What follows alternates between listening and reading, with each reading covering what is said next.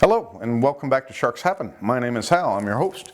Going over shark attacks from the 1900s till present, mostly large sharks. In today's episode we're going to do a little bit of correcting of the record. We're going to go over Robert Pamperin's attack, and the story on that one seemed to have changed pretty dramatically like others that we've gone over. Jack Rochette comes to mind. So we're going to do this intro real quick, we'll get that out of the way, and then we'll get into this. I'll have a couple of comments about a shark, a supposed great white shark, 30-footer that was looked like eaten from the back end, and also a video of a mako shark, a very large mako shark, being helped back into the water when it beached itself.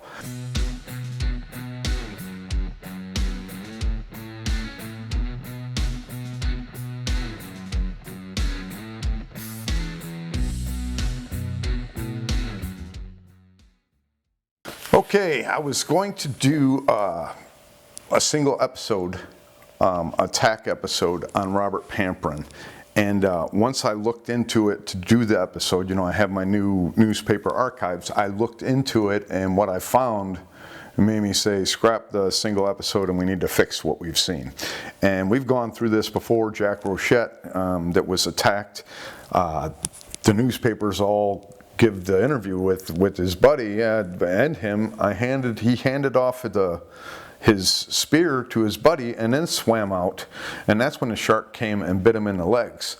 Somehow the story changed to where he was out there and he was fighting with it with his spear gun, which was in his buddy's hands by all the stories that are in the newspaper at the time. So the same thing has happened with Robert Pamperin, which is kind of sad because his attack was one of those like Robert Pamperin and Robert Bartle. Those are my two all-time just craziest attacks, with Rodney Fox being just behind it. I mean, Rodney Fox is, and I mean David Miles is up there too. So, but Robert Pamperin anyway, a 1939 attack was it? Yeah, let me get the date here.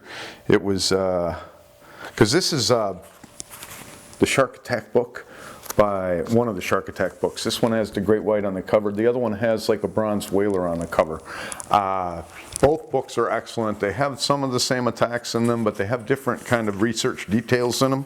Kind of the same type of analysis we're doing here, except he used a computer to do it, and I'm just using what I'm remembering from going over the attacks. June 14th, 1959. So 1959, Robert Pamperin over in La Jolla Cove. And the book here, and I'm going to go through the attack, and it states that they were 150 feet from shore, a rocky shore. That's all that's true, that's in the newspaper, 50 yards from shore. His friend was a little ways away, noticed his friend came up, and he says that he screamed for help. And he looked, his goggles were off to the side. That's all in the GSAF report that we went off of, and other reports that have this new story. It's a new story, and we're going to prove that with the newspaper accounts that came out. So that he was up unnaturally high out of the water, and in this book it says that he was dragged under the water, so the buddy swam over and looked under the water and could see the shark had him at the bottom of the water. Now they're in 15 to 25 feet deep water, and this is supposedly a 20-foot shark. They don't get into size of the shark on here that I can see, but it turns into a 20-foot shark by the end of the story. And it says that when he got over, he saw his buddy in the shark's mouth. The shark seemed to have him up to his waist, down at the seafloor, flipped upside down, kind of wriggling around like it was trying to swallow him or spit him out. He says he swam closer to the shark, saw the big teeth, and tried to scare it away, and before he knew it, the shark had left, or he had left, one of the two. But the story in the newspapers when this happened, and I just checked the 1970s, so the story could have changed before then, but I do have the newspaper article of the change in the story, and I have 3 or 4 newspaper articles on the actual story. So what ended up happening, they are 50 yards from shore, they're in 15 to 25 feet deep water. Pamperin is under the water, and he's a stocky man, so you're going to need a large shark to take a stocky man, you know, waist high into your mouth. He went ahead and popped to the surface. Robert Pamperin did. His goggles were off to the side. They don't mention if he had his iron on his wrist or not. That's not pertinent to the information. But he was lifted out of the water, and his buddy saw him fighting something off. So people on the shore, there was witnesses to this, that's not in this new version. People on the shore were watching this from the rocky shore. They could see the shark's tail. So everybody could see that there was a shark that was attacking him, and the estimates were around 12 feet. Now these estimates grew to 12 to 18 feet in some of these stories, but that's a huge range. 12 to 20 feet. He does see him up on the surface. He sees that he's fighting off this shark. Now he comes swimming over, and he says he can see the shark. The shark is between him and Robert Pamperin. Robert Pamperin is still trying to fight the shark off. He's kicking at it, and the shark keeps biting at him. And this is when he actually did see the teeth. Now, I'm going to put up these two clips, two of my favorite clips, and show you, because, I'm going to show you that it was a month later. It was July. All the June articles had the actual story. In July, it was experts and scientists that changed it from the great white that Robert Pamperin's buddy had said that he thought it was, into this tiger shark. But in those two, you can see that you cannot see any teeth. Then you're looking right at the mouth. There's no body in the way, there's no blood in the way, you're just looking right at it. So we're still at the surface. People are seeing the shark on the surface. He's kicking at the shark. Shark is between him and his buddy. His buddy's trying to get over to him, but sees that the shark's biting at him. And he says he sees the shark grab him by the waist, not up the legs, grabs him by the waist and goes underwater. He puts his head underwater. Shark and Bob Bartle are gone. Not to be seen again until they find a skeleton later on. Who knows how long after that they say is Bob Bartle, Robert Pamperin's skeleton. So it looks like he wasn't consumed by the shark, taken away by the shark definitely. But all this taken to the bottom, flipped upside down, halfway in his mouth, all errant. It's not a big enough shark to do any of that. It's a 12-foot shark, which is a large shark, don't get me wrong.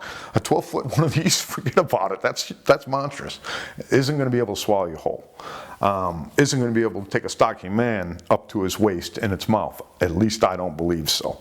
So the story that's in the newspapers, and this is why the funny thing is when I go through and I research this situation, and there's all this debate whether it's a great white or a tiger shark. You tell me, can you see a tiger shark's teeth? Debate over. It's a great white. He saw the teeth. It's a great white. That's the end of it. 12-foot bull shark could have been, but I doubt you're going to see the teeth.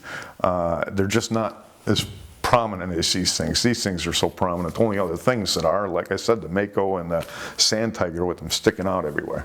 So that's what actually ended up happening. And like I said, Robert Pamperin was taken away. His buddy told everybody that he saw a white belly and that it was a large shark, but he thought it was a great white. It was only until July, so this was in June when all the newspaper accounts came out, and it was 12-footer, and it turns into 12 to 20 footer as the estimates. Eventually the 12 is forgotten about. It turns into a 20-footer. It turns into it swallowed him halfway whole, which I haven't been swallowed whole, which I have to take out now, which is what we're correcting of the record. So that's the true story of that. And like I said, they found the skeleton, which means that he wasn't consumed. We'll go down as an attempt to consume and a fatality, regardless. But it's kind of stunning how that changed. And I didn't look at every year up to 1971. I just started checking the 70s because I knew that's when my boy H. David Baldridge looks into this. He's got the new version in his book. And that's one of the stories that had me so fast. It's still a fascinating story, don't get me wrong. You're sitting there fighting with a 12-foot great white shark in between you and your buddy, and it's constantly biting at you. It reminds me of Henri Murray, who him and his spearfishing buddy, they saw that huge great white. Henri Murray surfaces, tells them, get to the shore, and they both start swimming like a bat out of hell, and the shark breaches in between the two of them and then turns and starts trying to bite Henri.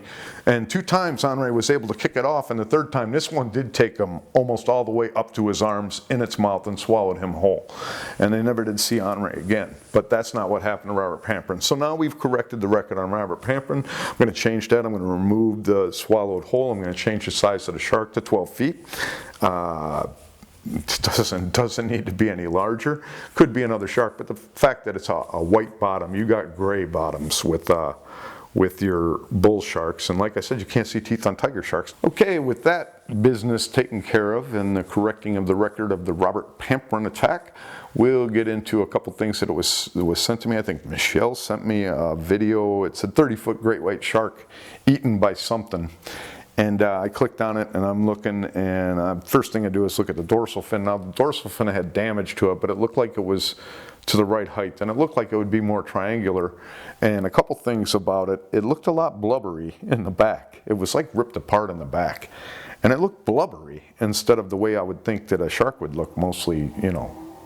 I don't think that that their cartilage is white and blubbery and laying out like that. And plus, that dorsal fin, like I said, it kind of looks more like a whale dorsal fin than anything, but I don't know what that thing was, and I don't know what would eat it at the back like that, because the front didn't seem to have any damage. And if great whites are going to eat you, they're going to eat that whale all the way around. So it was an odd thing. I only glanced at it when I looked at it maybe a few days ago.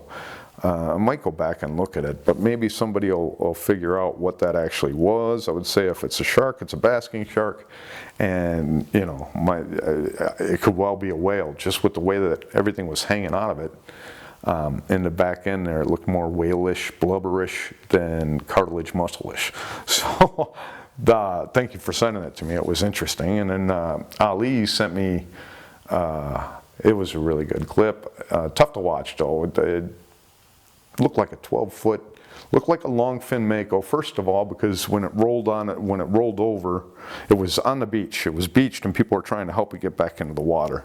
The shark, when it rolled, you couldn't tell which was the dorsal, which was the pectoral fins, so I'm thinking that's a long fin because the pectorals are as long as the dorsal was on it.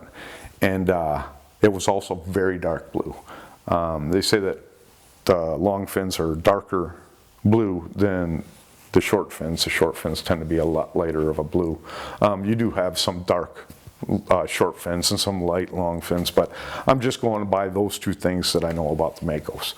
So about a 12-footer, about as big as they get, and a group of people eventually, it took minutes, but they got it back in the water, got it pointed out to sea, and you really, I'll see if I can't find if I can find a link, I'll put the link in the description, because the size of the tail fin, this shark out the caudal fin, it's just monstrous. It's bigger than I thought it would be.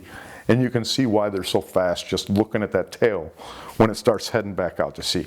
Excellent clip. Thanks for sending it to me as always, Ali. You're always sending me great stuff. I always appreciate it. I always appreciate everybody that's here. So we got the shark episodes out of the way. I checked on my app, but it wasn't, about a week ago, and still nothing really going on with the great whites as far as being close to shore anywhere, whether it be here or over in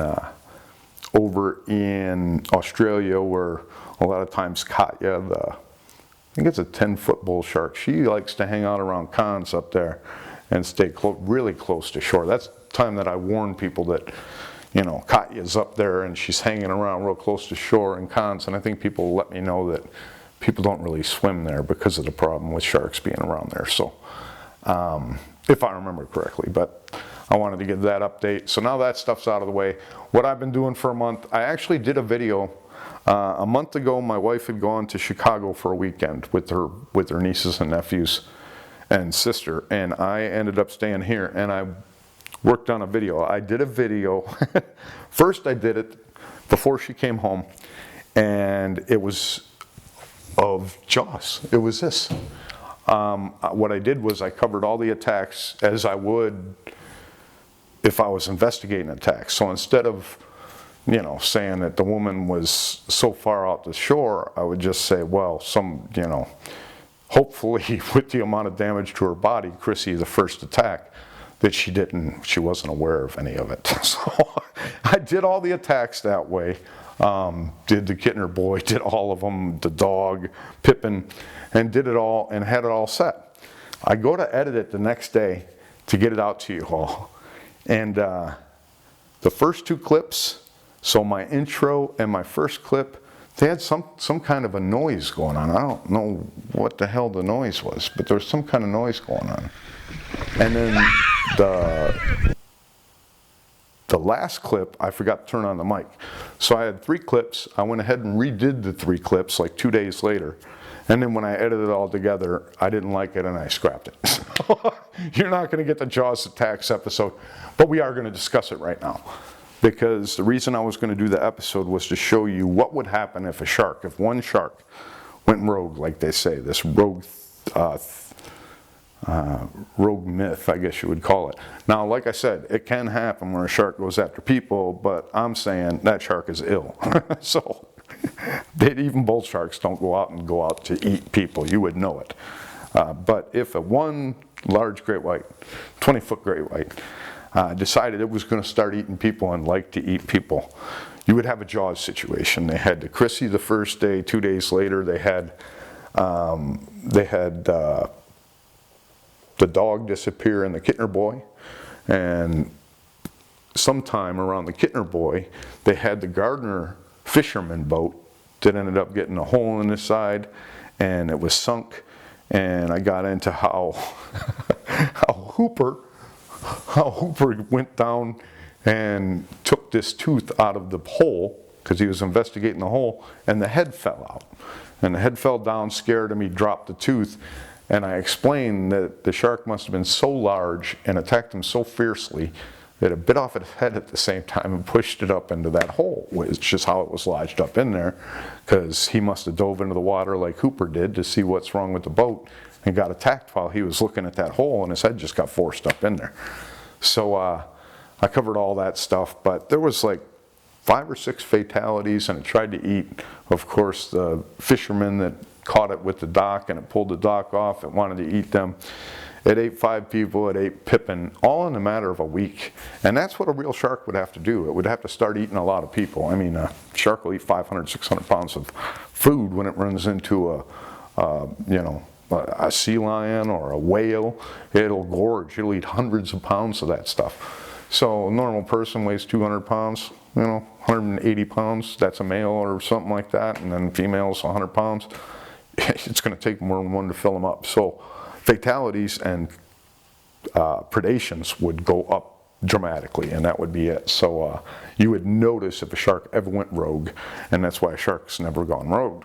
The closest thing we've had was the shark that was caught in the Matawan River that attacked 3 people, 2 of them fatal. That's the update on Robert Pamperin. And remember, if you go into that water, you are much more afraid of those sharks than they are of you.